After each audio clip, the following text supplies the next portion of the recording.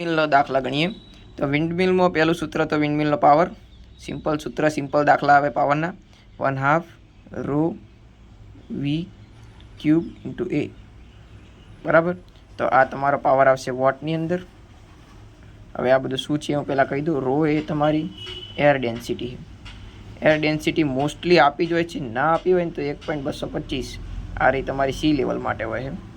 ના આપી હોય તો જો આપી હોય બરાબર. જો આ તમે લિંક ગણશો ને આપેલી હશે ને આ લિંક ગણશો ને તો જવાબ થોડો બદલાઈ જાય બરાબર. વી તમારી વેલોસિટી છે. મીટર પર સેકન્ડમાં ફેરવી દેવાની, હંમેશા ફેરવવી જ પડશે કારણ કે એ આપતા જ નહીં મીટર પર સેકન્ડમાં. એ તમારું πd²/4 અને જ્યાં ડી શું છે તમારું ડાયામીટર એ તમને આપ્યું હશે રકમમાં, મીટરમાં આપ્યું હશે બરાબર. તો મને એ મળી જાય, તમને પાવર મળી જાય વોટમાં. સિમ્પલ દાખલો આ રીતે પૂછાય. જુઓ તમને બતાવી દઉં. હજુ એક વસ્તુ આમાં એડ કરી લઉં કે પી ચલે છે વી ક્યુબ. અહીંયા તમે જોઈ શકો પી ચલે છે વી ક્યુબ બરાબર. તો આપણે 11/12 કરતા એવું P1/P2 is equals to V1 cube upon V2 cube બરાબર. આરી વસ્તુ હવે એવું કહે કે પહેલાં તમારી વી આટલો હતો પછી વી આટલો થઈ ગયો, તો હવે નવો પાવર શું આવશે?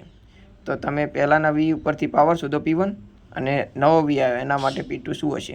તો આ સૂત્ર લખશો એટલે તમને P2 મળી જશે બરાબર. એ પણ વોટમાં મળી જશે બરાબર. તો આ રીતનો દાખલો પૂછાયેલો છે, દેખાડી દઉં.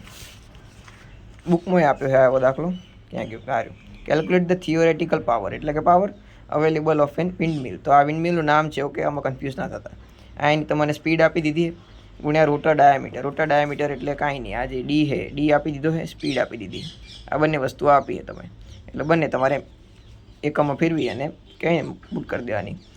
Also calculate the power of windmill at 30 kilometre speed. હવે એવું કીધું છે કે V1 આટલો હતો 15 અને V2 30, તો P2 કેટલો હશે બરાબર.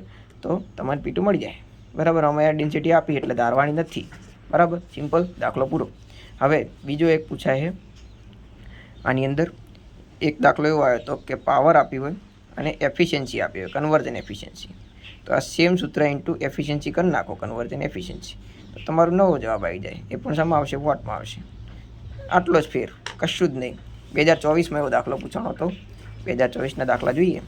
2024ના દાખલા એની અંદર આવ્યું હતું. Okay, power generation of a stand on windmill 10 metre diameter અને સ્પીડ બંને આપી દીધું. એફિશિયન્સી આપીએ તો જે તમારો જવાબ આવે એને એફિશિયન્સી વડે ગુણ દેવાનું. સિમ્પલ. તો તમારો નવો પાવર મળી જશે. સિમ્પલ જવાબ, કશું જ નથી આમાં. આપી હોય એફિશિયન્સી તો ગુણ દેવાનું.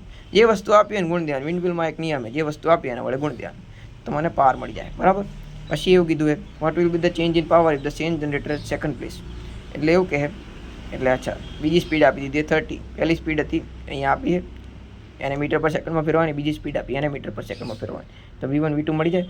હવે તમે પાવર શોધી નાખવાનું. સિમ્પલ બરાબર. આ એ થઈ ગયું. આ દાખલો પણ એવો નવો સેમ ટુ સેમ હતો બરાબર. હવે આ તમારો પહેલો દાખલો આ રીતનો સિમ્પલ આવે. તો બે જાતના દાખલા આવે વિન્ડમિલમાં. હવે એક વેરિએશનવાળો આવે વિન્ડમિલ આવે, વોટર પમ્પિંગ વિન્ડમિલવાળો. Water pumping windmill. Water pumping વિન્ડમિલમાં શું કરવાનું હોય ખબર? તો પહેલાં તો પાવર આપ્યો હશે.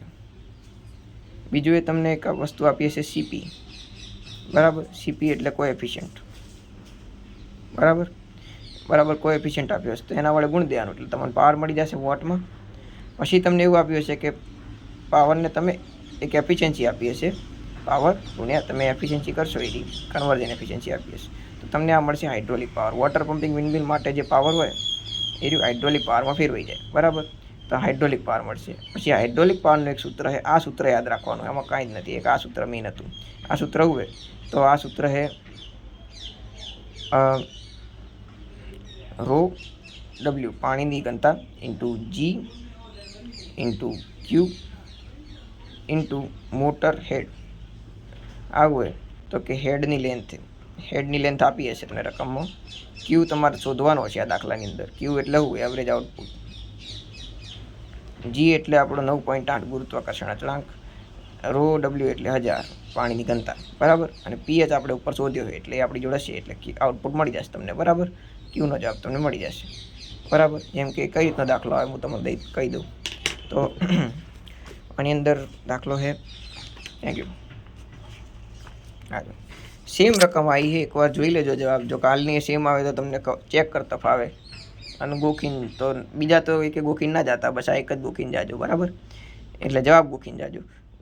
ઓરિઝોન્ટલ એક્સિસ દેખો 5 મીટર રોટરનું ડાયામીટર છે, બરાબર. રોટરનું ડાયામીટર, અચ્છા અહીંયા એ માટે ડાયામીટર આપ્યું. પછી એર ડેન્સિટી આપી એટલે તમને રો આપી દીધી, બરાબર. પછી શું આપ્યું? વિન્ડ વેલોસિટી એટલે વી આપી દીધો એટલે તમને પાવર મળી જાય. હવે કોએફિશિયન્ટ આપ્યું હશે, power coefficient of the rotor is 0.25, તો અહીંયા 0.25 મૂકી દેવાનું. પછી આ મળી જાય પાવર, આ પાવરને અહીંયા મૂકવાનું ઇન્ટુ એફિશિયન્સી. એફિશિયન્સી કેટલી આપી છે? કન્વર્ઝન એફિશિયન્સી ઇઝ 50%, તો ઇન્ટુ 0.5 કરી દેવાનું એટલે તમને પીએચ મળી જશે. પીએચ મળી જશે. આ તો આપણને ત્રણેય વસ્તુ ખબર છે. હેડની લેન્થ અહીંયા આપી હશે, હેડની length at a head of 5 metre, હેડની લેન્થ આપી દીધી છે. વધ્યું શું? એવરેજ આઉટપુટ, તો એવરેજ આઉટપુટ તમે ડાયરેક્ટ શોધી નાખશો. આ બધું આપ્યું છે, એવરેજ આઉટપુટ શોધવાનું, ડાયરેક્ટ તમને સૂત્ર નાખશો એટલે એવરેજ આઉટપુટ મળી જશે. અને એવરેજ આઉટપુટનો એકમ, ક્યુનો એકમ હશે, એક મિનિટ, વિન્ડમિલ માટે ક્યુનો એકમ હશે, મીટર ક્યુબ પર સેકન્ડ, બરાબર. Okay, ready. તો આ થઈ ગયું તમારું વિન્ડમિલ. તો સોલાર કુકરની અંદર બહુ જ એકદમ ઇઝી જાતના દાખલા આવે, એમાં બહુ મગજમારી કરવાની જ જરૂર નહીં. વિન્ડમિલ અને સોલાર કુકર એકદમ ઇઝી દાખલાઓ આવે, બરાબર. તો સોલાર કુકરમાં શું આવે? 2 જાતના જુદી દાખલા પૂછાયેલા છે. એક આવે છે ડબલ રિફ્લેક્ટિંગ માટે, નોર્મલ દાખલો ડબલ રિફ્લેક્ટિંગનો આવો હોય. સિંગલ રિફ્લેક્ટિંગ પૂછવાનું હતું 2024માં, એમાં બસ એટલો ફેર હતો કે અહીંયા સિંગલ રિફ્લેક્ટિંગ માટે તમને આ 2 રિફ્લેક્ટિવિટીની જગ્યાએ 1 આપી હોય, સિમ્પલ આટલો જ ફેર. એટલે સૂત્રમાં આટલો ફેર થાય, બાકી કશું જ નહીં, બધું સેમ ટુ સેમ. અને 2024માં એક માઇનોર બીજો ચેન્જ કર્યો તો એ જોઈ લેજો તમે, એકમનો ચેન્જ કરી નાખ્યો હતો એમને, બરાબર. એકમનો ચેન્જ એટલે આ જુઓ, આ હે સિંગલ રિફ્લેક્ટિંગ ટાઈપ, અને એકમનો ચેન્જ ઇન્ટેન્સિટીનો એકમ વોટ પર સેન્ટીમીટર સ્ક્વેર આપી દીધો હતો. દર ફેર મીટર સ્ક્વેર આપતા હતા, આ વખતે સેન્ટીમીટર સ્ક્વેર આપ્યો હતો, બરાબર. હવે જુઓ, દેખો પહેલાં તો તમને રકમ આપ્યું છે રિફ્લેક્ટિવિટી 1. ઓકે, એક એક્ઝામ્પલ લઈ લઉં એટલે સિમ્પલી ખબર પડી જાય બધાને. ઓકે, આ જો આવો દાખલો છે. Double reflecting type solar cooker, aperture area આપ્યો છે, રો1 રો2 ગામા આપ્યો છે, બરાબર. તો આ ત્રણેયનો ઉપયોગ કરી દેવાનો. એપર્ચર એરિયા, રો1 રો2 ગામા ઇન્ટુ આઈ તો આપણું ઇન્ટેન્સિટીનો એકમ ખાસ જોજો, અહીંયા kilo watt per metre square આપ્યો હોય. જો એકલું વોટ આપ્યું હોય ને તો કિલો વોટમાં તમારે ફેરવી દેવાનો ભાગ્યા 1000 કરીને, બરાબર. તો કિલો વોટમાં જ રાખવાનો. કેમ કિલો વોટમાં? કારણ કે ઇન્સ્ટન્ટેનિયસ પાવર તમને કિલો વોટમાં મળશે, બરાબર. ઇન્સ્ટન્ટેનિયસ પાવર મળી જશે આ બધું કરશો એટલે તમે. હવે આ દાખલા થોડો સમજી લો, કરવાનું શું હોય દાખલા. તો આપણને એવું શોધવાનું કીધું હતું આ દાખલા, calculate the number of cylinder of LPG saved in a year. એક વર્ષમાં કેટલા સિલિન્ડર બચે? સમજો કે એક જણો એક બાજુ સોલાર કુકર વાપરી રહ્યો 1 વર્ષ માટે, અને એક જણો એક બાજુ એલપીજી વાપરી રહ્યો 1 વર્ષ માટે. તો આપણે સોલાર કુકરથી કેટલી પાવર મળશે અને એક એલપીજીથી કેટલી પાવર મળશે? આખા સોલાર કુકરની 1 વર્ષમાં પાવર ભાગ્યા એક એલપીજીની પાવર, તમે આ ભાગાકાર કરશો ને એટલે તમને કેટલા સિલિન્ડર બચ્યા એ મળી જશે. તો પહેલાં આપણે શોધવાનું energy generated by cooker in a યરમાં કેટલી, અને upon energy generated by 1 cylinder, બરાબર. તો પહેલાં કુકર માટે કરશું દાખલો, તો આટલો દાખલો કુકર માટે, બરાબર, અને આટલો દાખલો સિલિન્ડર માટે. આ બંનેનો એકબીજા અંગત કોઈ સંબંધ જ નહીં. તમે આટલું એકલું ગણો, આ એકલું ગણો, કોઈ વાંધો નહીં, બરાબર. તો પહેલાં તમે ઇન્સ્ટન્ટેનિયસ પાવર મળી જશે કિલોવોટમાં, બંનેના એકમ સરખા આવવા જોઈએ, બસ એટલું જ જોજો. તો તમને પાવર મળી જશે કિલોવોટમાં. હવે તમારે શું કરવાનું? આ 1 વાર માટેની પાવર મળી, આપણે શેના માટે? 1 વર્ષ માટેની પાવર જોતી. તો ઇન્ટુ અવર્સ ઇન્ટુ ડેઝ, તો અંદર અવર્સ આપ્યા હશે તમને 7 અવર અને 280 ડે, એટલે તમને મળી જશે કિલોવોટમાં કુકરની એનર્જી. હવે અડધો દાખલો પૂરો. કુકરની એનર્જી તમને 1 વર્ષ માટે મળી ગઈ, બરાબર, ઉપર મૂકવાની. હવે તમારે શોધવાની છે એક સિલિન્ડર માટે એનર્જી, તો એ કિલો કેલરી તમને મળશે. એનું સૂત્ર ક્વોન્ટિટી ઓફ ગેસ. હવે જો આ સૂત્ર યાદ ના રાખવું હોય ને તો અહીંયા જોઈ લો, એક સિલિન્ડર પાછળ આટલો કેજી હોય એટલે ક્વોન્ટિટી ઓફ ગેસ ઇન્ટુ એની બર્નિંગ એફિશિયન્સી ઇન્ટુ એની કેલોરીફિક વેલ્યુ, આ ત્રણેયનો ગુણાકાર કરી દેવાનો. જોઈ લો, ત્રણેયનો ગુણાકાર કરી દેશો એટલે તમને કિલો કેલરીમાં જવાબ મળશે. કિલો કેલરીને 860 વડે ભાગશો એટલે કિલો વોટમાં મળશે. હવે આ કિલો વોટે આ બંનેને તમે ભાગાકાર કરો એટલે number of cylinder saved in year મળી જાય, બરાબર. સિમ્પલ દાખલો એ કાંઈ જ નહીં, બરાબર.